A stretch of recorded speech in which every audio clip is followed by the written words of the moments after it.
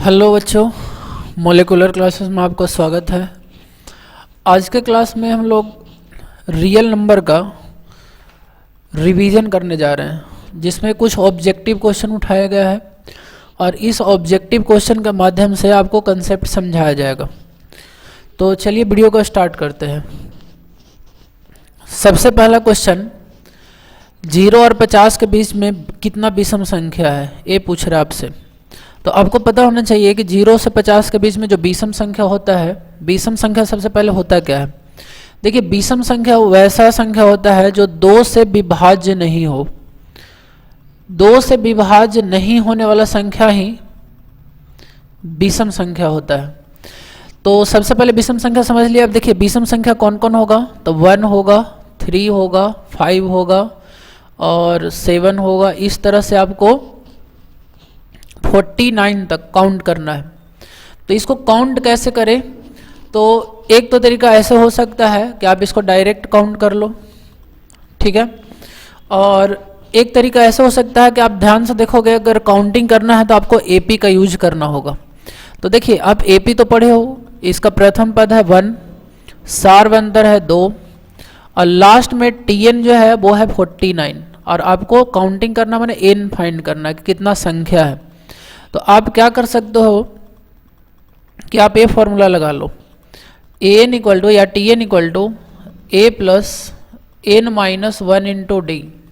तो एन की जगह आप 49 रख लो इक्वल टू ए प्लस, तो एक जगह है 1 प्लस एन माइनस 1, एन आपको फाइंड करना है, छोड़ दो, और डी का जगह पे कितना है, तो ये है 2। तो 49 माइनस 1 करोगे तो 48 इक्वल टू हो जाएगा एन माइनस 1 इंटू 2 से आप इसको कैंसिल कर सकते हो 24, और यहाँ से आ जाएगा आपका एन माइनस 1 इक्वल टू 24, तो एन इक्वल टू 25। आप 1 को राइट साइड में ले जाओगे तो 25, तो ए आंसर हो जाएगा। तो ऑप्शन नंबर बी आंसर हो गया। तो आई होप आपको ये समझ में आ गया होगा कि कैसे क्वेश्चन को अप्रोच लेना है, ठीक है। तो यहाँ पे हम लोग 2 कंसेप्ट सीख लिए कि एक एपी का यूज करना है इस क्वेश्चन को सॉल्व करने में, और विषम संख्या क्या होता है।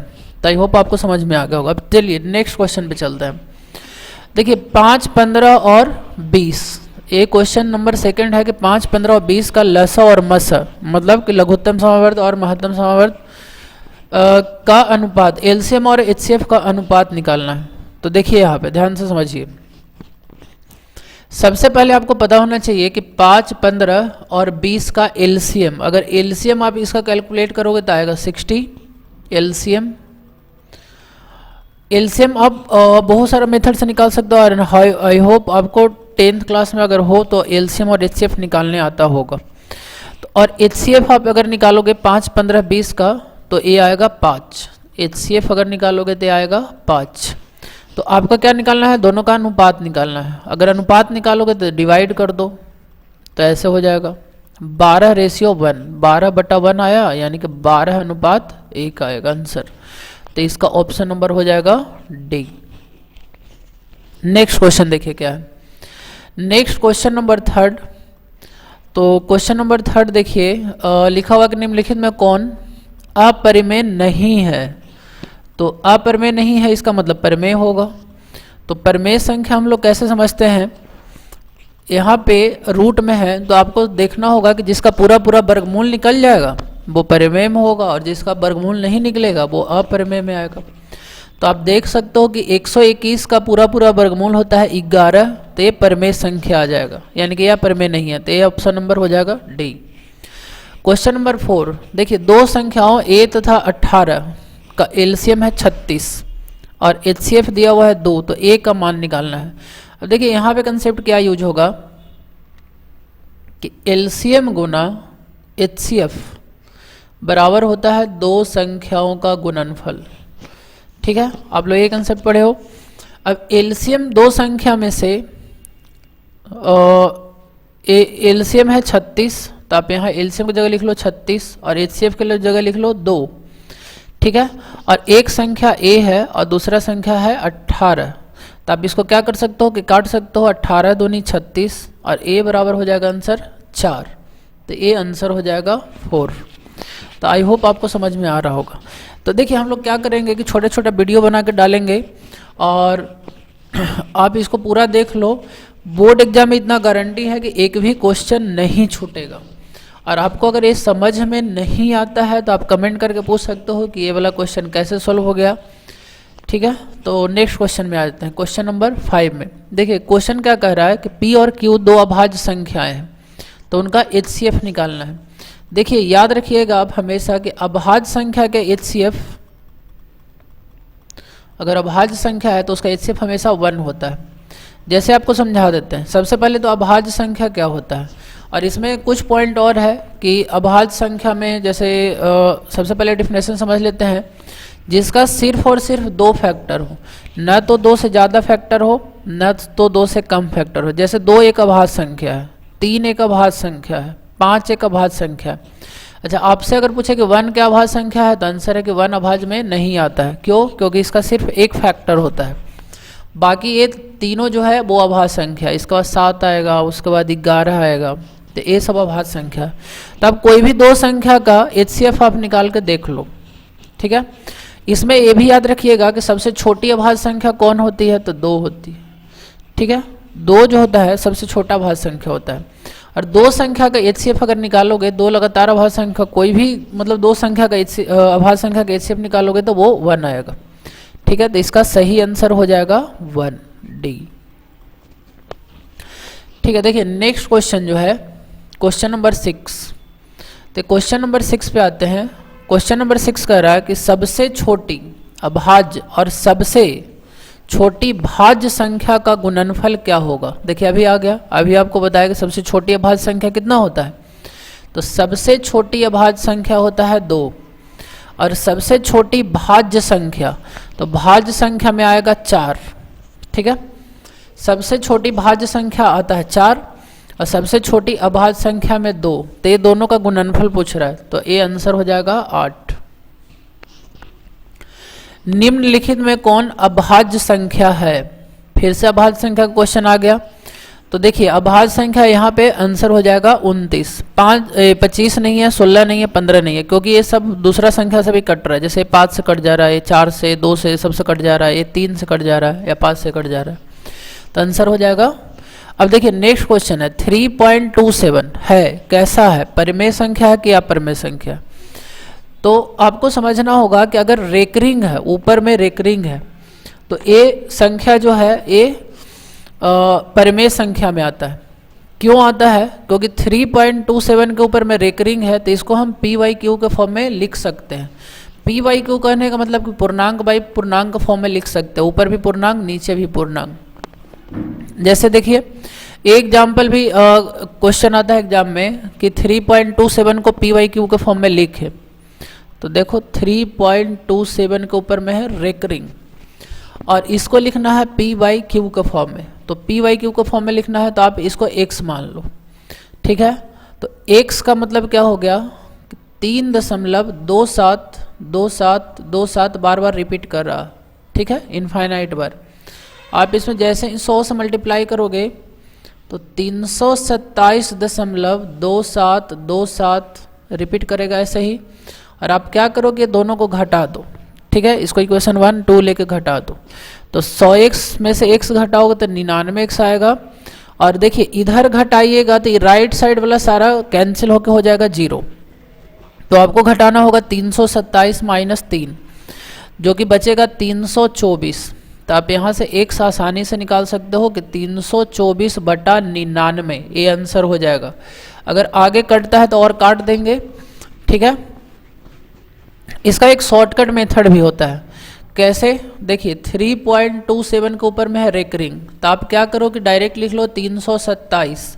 ठीक है, जिसके ऊपर रेकरिंग नहीं दिया हुआ है यहाँ इसको आप घटा लो और डिवाइडेड बाई जितना संख्या के ऊपर में रेकरिंग दिया हुआ 2 संख्या के ऊपर में, तो 2 को 9 बैठा लो, तो डायरेक्ट आंसर हो जाएगा 324/99। आई होप आपको ये समझ में आ गया होगा।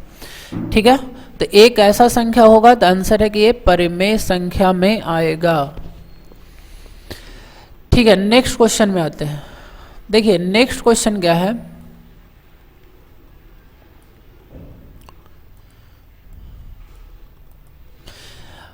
एक मिनट, सबसे पहले हम लोग क्या करते हैं, इसको थोड़ा सा मिटा देते हैं। और टेक्नोलॉजी के ज़माने में देखो ऐसे करके घेरा मारे और ऐसे करके मिट गया। ठीक है, तो नेक्स्ट क्वेश्चन नंबर आ जाते हैं 9। क्वेश्चन नंबर 9 में देखो क्या है, किसी पूर्णांक m के लिए सम संख्याओं का रूप है। अब भैया सम संख्या का रूप पूछ रहा है। सम संख्या क्या होता है, जो पूरा पूरा 2 से कटता है। जैसे पहला ऑप्शन देखो m + 2, क्या ये 2 से कट जाएगा? तो आंसर है कि 2 से a वाला तो कटेगा, लेकिन a वाला टर्म नहीं कटेगा। अब c को देखो 2m है, इसको 2 से भागा दिए, 2 से 2 कट जाएगा, पूरा पूरा कट जा रहा है, इसलिए ऑप्शन नंबर हो जाएगा c, बाकी कोई 2 से नहीं कटेगा। और ये पॉइंट याद भी रखना आप लोग, सम संख्या, अगर आपसे पूछे कि सम संख्या का जनरल रूप मतलब व्यापक रूप, तो ये होता है 2m या 2n, m n उससे कोई फर्क नहीं पड़ता है, 2a।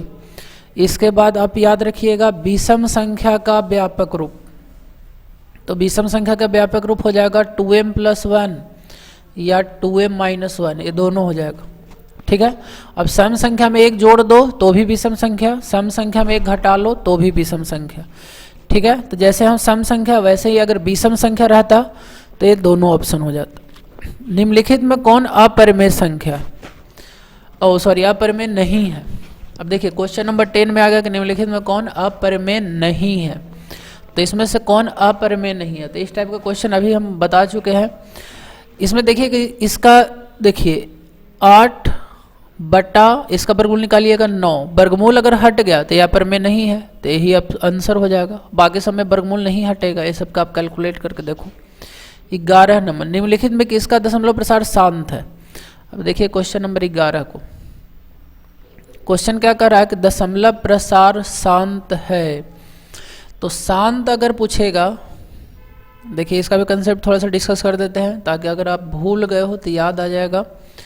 हमारा टारगेट है कि क्वेश्चन के माध्यम से आपको कंसेप्ट सिखाना, ठीक ना, ये क्वेश्चन को रटवाना टारगेट नहीं है। क्वेश्चन के माध्यम, क्वेश्चन इसलिए लिया गया है ताकि आप कंसेप्ट को सीख सको।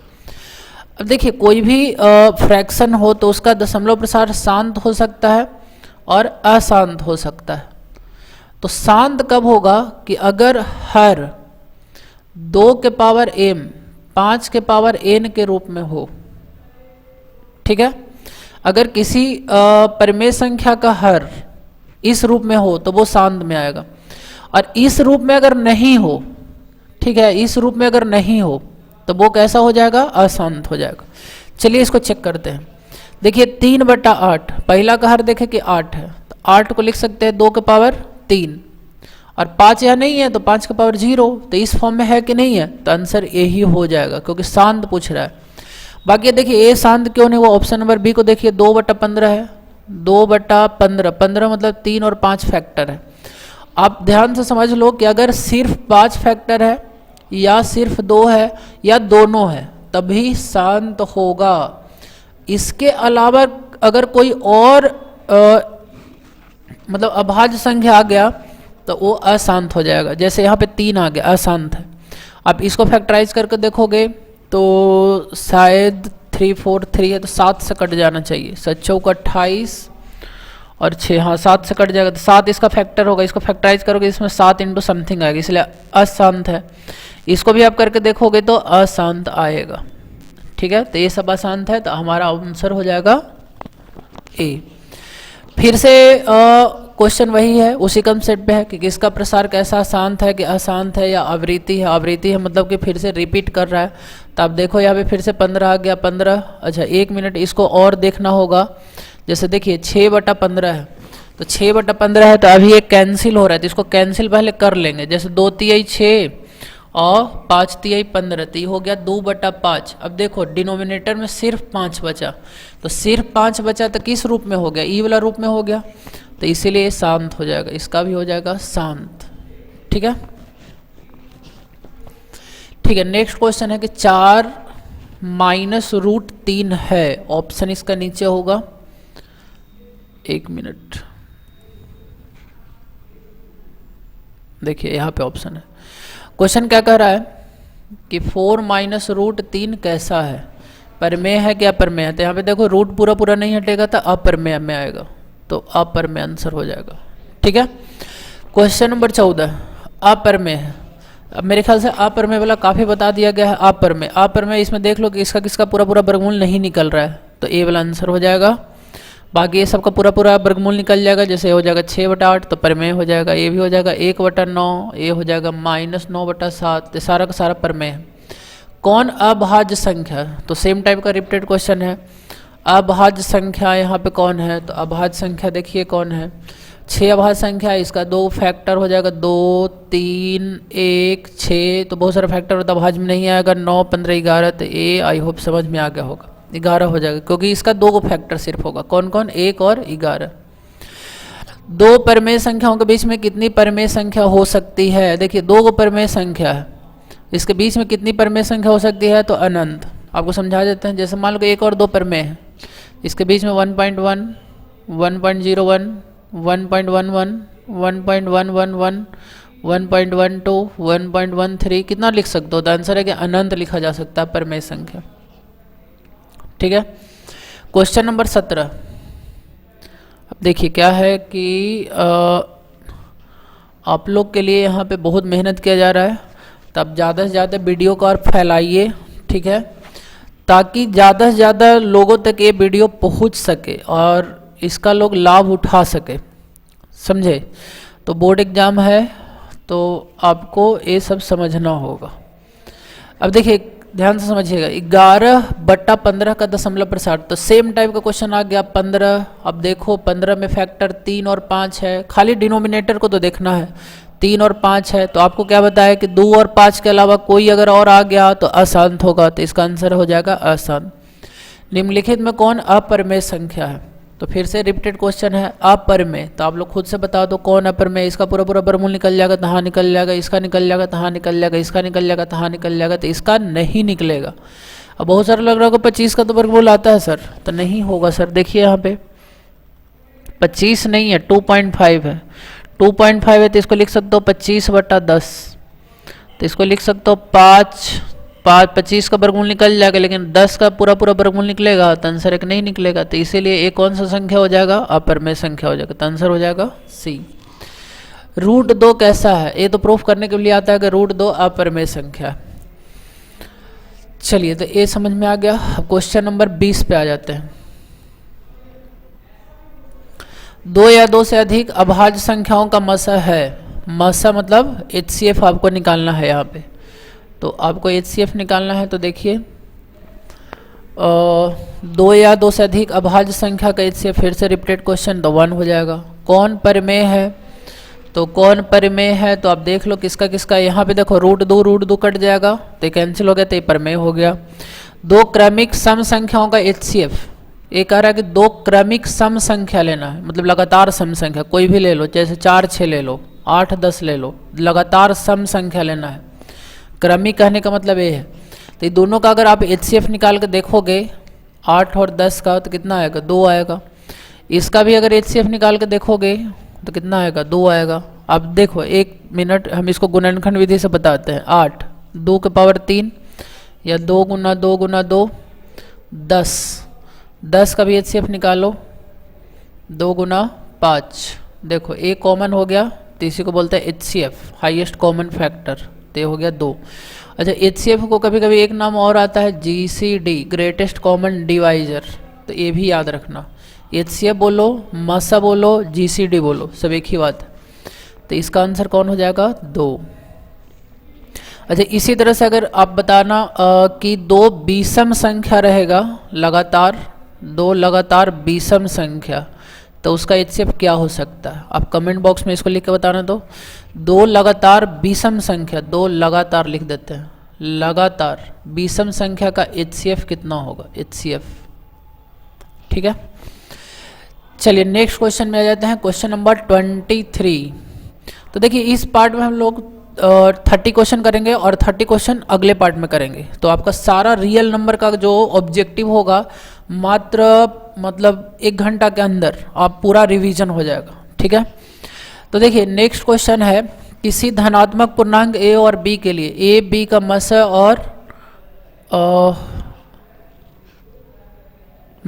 और लसा निम्नलिखित में से किसके बराबर होता है। तो स्टार्टिंग में ये कंसेप्ट भी बताया गया कि कोई भी दो संख्या का HCF गुना LCM किसके बराबर होता है, तो संख्याओं के गुणनफल के बराबर होता है। तो यहाँ यही पूछ रहा है कि मस को गुना करना है, देखो यहाँ गुना करना है किसके साथ, लस के साथ, तो HCF गुना LCM किसके बराबर होगा, संख्याओं के गुणनफल के बराबर होगा, तो ये आंसर हो जाएगा। क्वेश्चन नंबर 25 में आ जाओ। कह रहा है कि यूक्लिड विभाजन एल्गोरिदम दो धनात्मक पूर्णांकों में निम्नलिखित में किसके परिकलित करने का तकनीक है। ठीक है, अब नेक्स्ट क्वेश्चन देखो, 1 मिनट को थोड़ा ऊपर कर लेते हैं। चलो भाई ऊपर चल जाओ, ठीक है यहाँ पे आ जाओ। तो देखिए क्वेश्चन क्या कह रहा है कि यूक्लिड विभाजन एल्गोरिदम दो धनात्मक पूर्णांकों के निम्न में किसके परिकलित करने का तकनीक है। आप यूक्लिड विभाजन एल्गोरिदम आप पढ़े हो, यूक्लिड विभाजन एल्गोरिदम से आप क्वेश्चन भी बनाए हो कि क्या चीज़ निकालते हैं, तो आंसर है HCF निकालते हैं। आप याद करो, यूक्लिड विभाजन एल्गोरिदम के बारे में थोड़ा सा यहाँ पे चर्चा कर देते हैं कि अगर दो धनात्मक संख्या, याद रखना ये दो धनात्मक संख्या के लिए ही वैलिड है, पहला पॉइंट ये इंपॉर्टेंट है कि दो धनात्मक संख्या के लिए वैलिड है।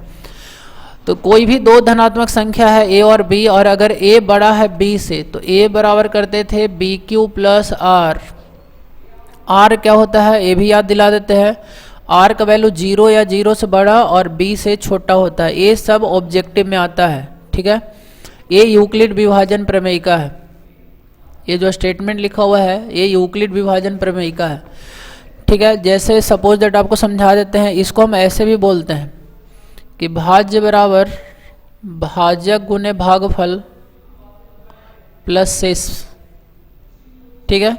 तो इस विधि का हम यूज करते हैं HCF निकालने में, HCF तो आंसर हो जाएगा मस। पाई कैसा संख्या है, याद रखना अपरिमेय संख्या है, ये रटना पड़ेगा, याद रखना पड़ेगा। पाई कैसा संख्या है, तो अपरिमेय संख्या है, ठीक है। तो अगला क्वेश्चन में आ जाते हैं,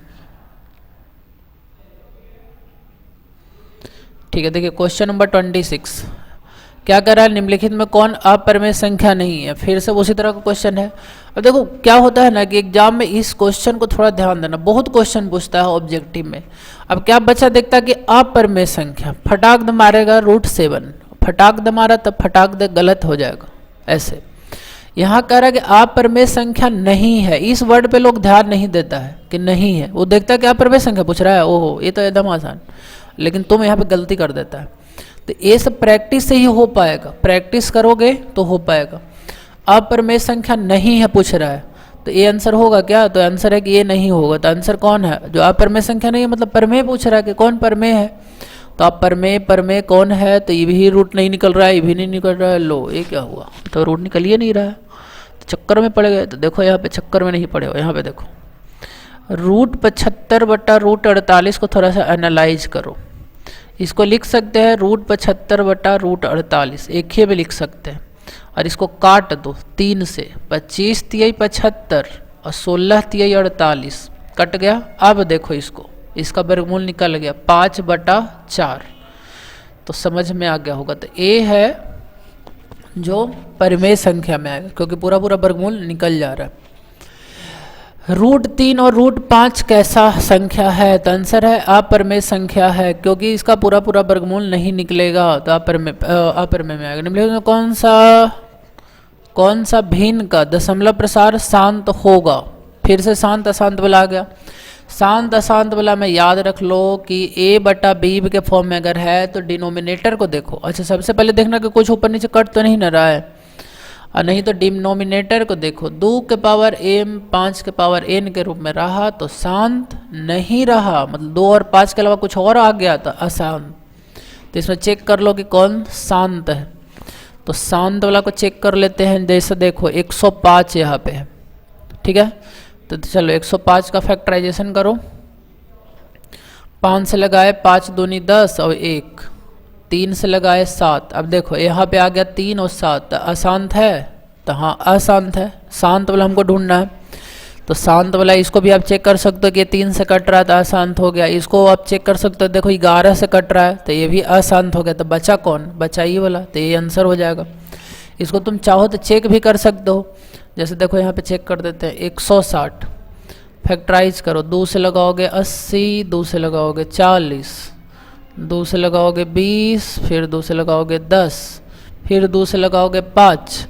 तो इसका मतलब 160 जो है, 160 जो है वो देखो कितना 2 आया, 1 2 3 4 5, 5 आया ना हो, ना तो कहोगे कि सर काउंटिंग में नहीं आता है। ठीक है, 2 का पावर 5 और 5 का पावर कितना 1, तो एक ऐसा है, तो ए 2 के पावर m 5 के पावर n के रूप में आया, इसीलिए ए शांत है, शांत रहेगा बबुआ, ए शांत। चलो तो आंसर हो गया। 29 नंबर में आ जाओ। अरे भाई ये तो भयानक क्वेश्चन लग रहा है सर, क्या दिया हुआ है, चलो देख लो यहाँ पे। तो 2.12 112 112 कुछ रिपीट कर रहा है क्या, 1212 रिपीट कर रहा है क्या? अगर रिपीट नहीं किया दशमलव के बाद, अगर रिपीट नहीं किया दशमलव के बाद तो आंसर होगा अपरिमेय संख्या, और अगर रिपीट कर गया दशमलव के बाद तो परिमेय में आता। जैसे मान लो ऐसे रहता 1.32323232, याद रखना। अब बहुत सारे बच्चा क्या याद रखता है कि याद रखता है कि जैसे ही डॉट डॉट देखा ये अनंत तक जा रहा है तो मार देगा अपरिमेय, तो जैसे मार देगा अपरिमेय वैसे ही गलती हो जाएगा। तो यह अपरिमेय में नहीं होगा, ये गलत हो जाएगा। कैसा होगा, परिमेय में आएगा, क्योंकि रिपीट कर रहा है, रिपीट कर रहा है, ठीक है। और यहाँ ये रिपीट नहीं कर रहा है तो इसीलिए अपरिमेय में हुआ। याद रखना दशमलव के बाद अगर अनंत तक डॉट डॉट देखना, डॉट डॉट डॉट, तो 2 चीज़ देखना पड़ेगा। अगर रिपीट कर रहा है, रिपीट कर रहा है मतलब बार बार वही चीज़ आ रहा है, ठीक ना, तो वो परिमेय में आएगा। अगर रिपीट नहीं कर रहा है तो अपरिमेय में आएगा। चलो तो इस वीडियो का करते हैं लास्ट क्वेश्चन नंबर 30, और 30 के बाद 31 अगला बार, मतलब अगला जो वीडियो बनेगा उसमें आएगा। तो देख लो क्वेश्चन नंबर 30 कह रहा है कि √3/√12 कैसा है, परिमेय है कि अपरिमेय है, अभाज्य है कि इनमें से कोई नहीं। तो देख लो √3/√12 अलग अलग वर्गमूल निकालोगे तो नहीं निकलेगा, लेकिन जरा एक के वर्गमूल में करके देखो। 3 चौका 12, अब 1 का वर्गमूल 1 होता है, 4 का वर्गमूल 2 होता है, तो देखो रूट हट गया। तो देखो रूटवा जैसे ही हटा ये बन जाएगा परिमेयवा, बिहारी लैंग्वेज में तो ऐसे ही बोलते हैं। चलो बाबू तो ये आंसर हो जाएगा परिमेय संख्या। तो क्वेश्चन 30 तक ये है। अब और आगे देखिए रहो कि क्वेश्चन है, तो एक पार्ट और बनाते हैं जिसमें 30 के आगे रहेगा। तो वीडियो कैसा लगा कमेंट करके जरूर बताना। चलो तो आज इतना ही रहने देते हैं, धन्यवाद।